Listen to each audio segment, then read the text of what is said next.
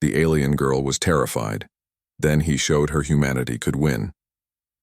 War Zara pressed herself against the cold metal wall of the cargo hold as the human ship shuddered under another blast from the Vorth warships.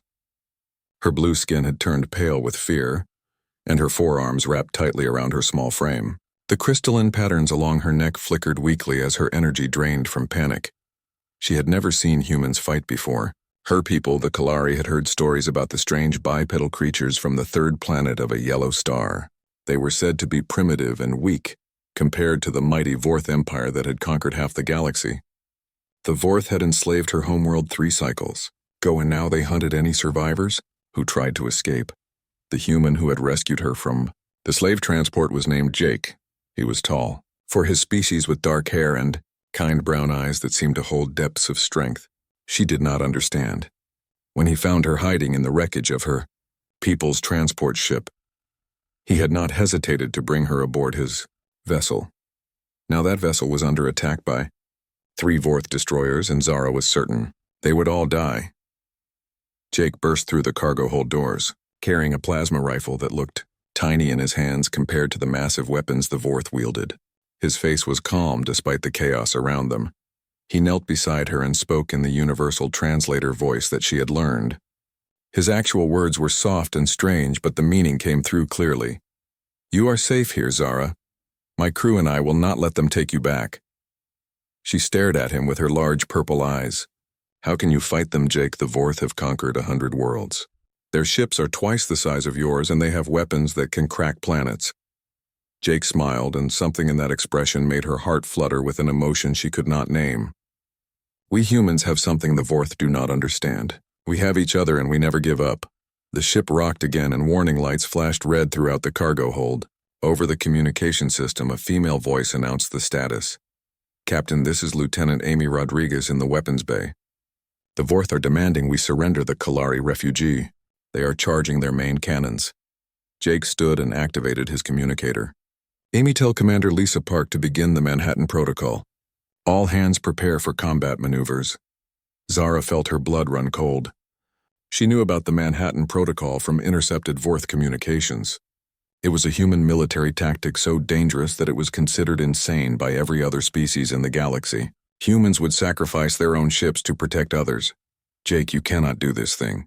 Your people will die for me and I am nothing. I am just one survivor of a dead world." Jake looked down at her and his eyes blazed with something fierce and protective.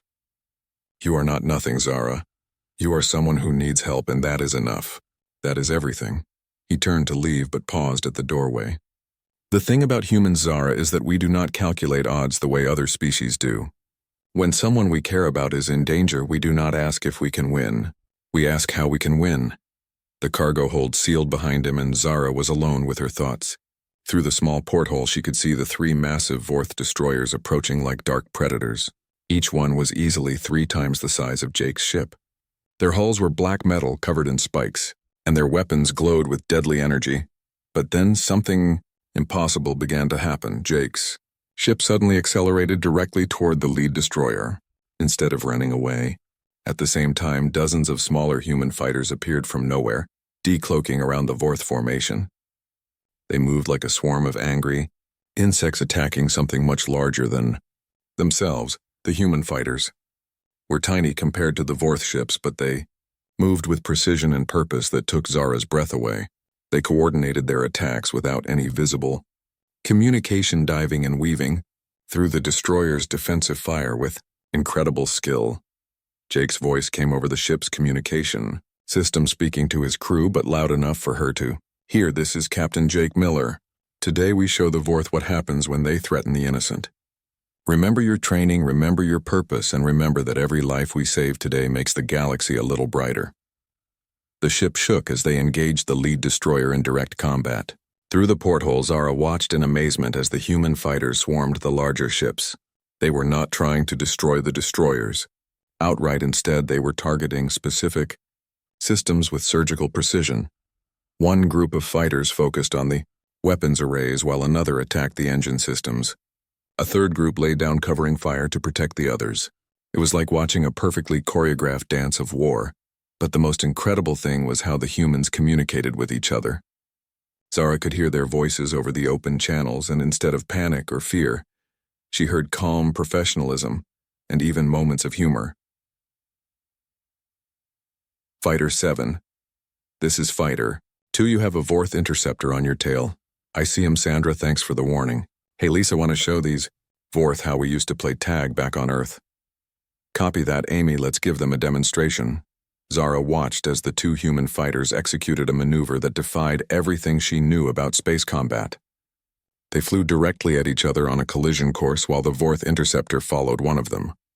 At the last possible second, both human ships rolled in opposite directions and the Vorth pilot could not react fast enough. He flew directly into the crossfire of both human ships. The battle continued for what felt like hours but was probably only minutes. The human fighters continued their coordinated assault while Jake's ship engaged the lead destroyer in a duel that should have been suicide.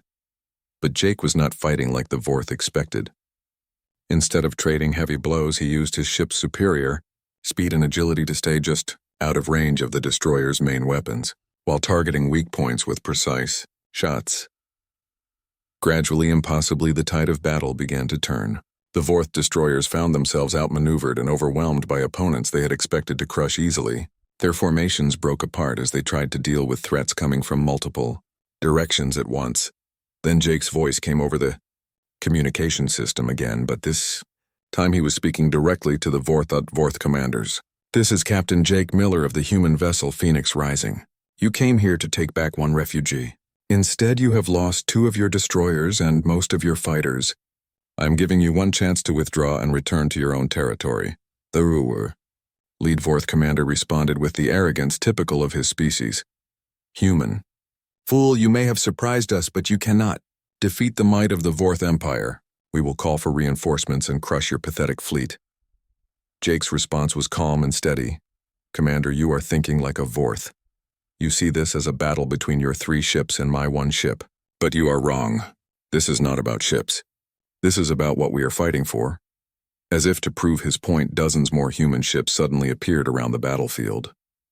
They had been hiding in the asteroid field, and now they surrounded the remaining Vorth destroyer in a perfect sphere formation.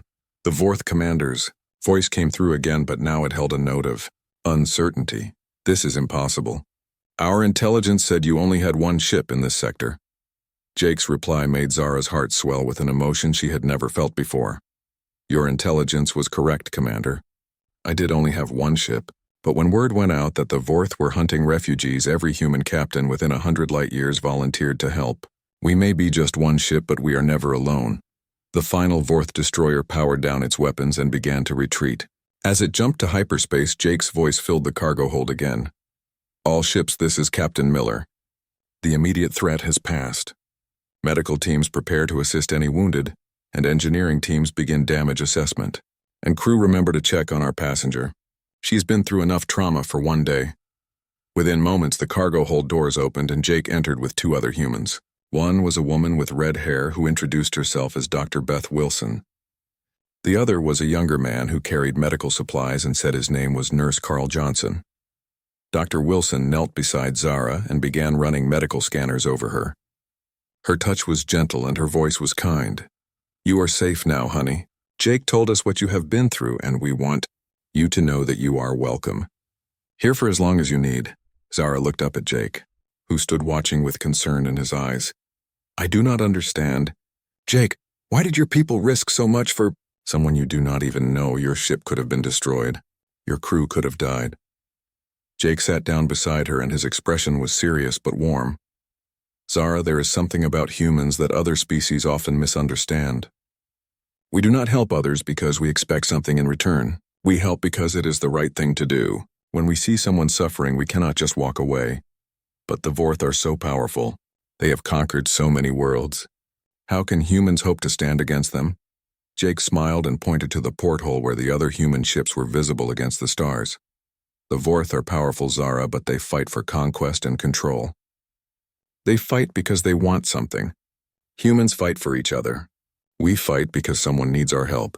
That makes us stronger than any weapon.